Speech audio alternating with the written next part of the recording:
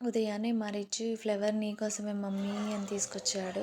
వాడంత ప్రేమగా తీసుకొస్తే నేను పెట్టుకోకుండా ఉంటానా? ఉదయాన్నే బ్రష్ చేయగానే నేను ఇట్లా వాము జీలకర్ర పౌడర్ అయితే తీసుకుంటాను. గోరువెచ్చని వాటర్ తాగుతా. ఈ బాటిల్ మొత్తం అయితే తాగను. ఈ బాటిల్‌కి సగమే తాగుతాను. ఈ పౌడర్‌ని ఎట్లా ప్రిపేర్ చేసుకోవాలో నెక్స్ట్ వీడియోలో నేను మీకు చెప్తాను. ఇక్కడైతే పిల్లలకి రాగి జావా చేస్తున్నా. రాగి జావ అయితే చాలా హెల్తీ పిల్లలకి. ఇట్లా నీళ్ళు నీళ్ళు ఉంది అనుకోకండి. 10 మినిట్స్‌లో వెంటనే చిక్కబడుతుంది. వేడి వాటర్‌లో గ్లాస్ వాటర్ తీసుకొని వేడి వాటర్‌లో ఇట్లా పౌడర్ ఏసుకోవాలి. వేసుకోగానే ఇట్లా 10 మినిట్స్‌కి చిక్కబడుతుంది. ఉండలు లేకుండా అడుగంటకుండా కలుపుకోవాలండి. ఇందులో అయితే నేను పెరుగు వేయను. ఇట్లా బెల్లం ఏస్తా. ఇట్లా క్యూబ్స్‌లాగా ఉంటాయి బెల్లం. ఇది వేస్తే స్వీట్‌గా ఉంటది కాబట్టి వాళ్ళు తింటారు. పెరుగు, ఆనియన్స్ ఏస్తే వాళ్ళు తినరు. ఇట్లా స్వీట్‌గా హల్వాలా ఉంటది కాబట్టి వాళ్ళు తింటారు. రోజుకొక్కసారైనా ఇట్లా పిల్లలకి చేసి పెట్టండి. ఉదయమైనా, సాయంత్రమైనా.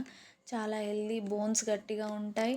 ఇంకా బ్లడ్ కూడా పెరుగుతదంట పిల్లలకి. స్వీట్‌గా ఉంది కాబట్టి చాలా బాగుంది మమ్మీ అంటున్నారు. ఇప్పుడైతే నా టైం.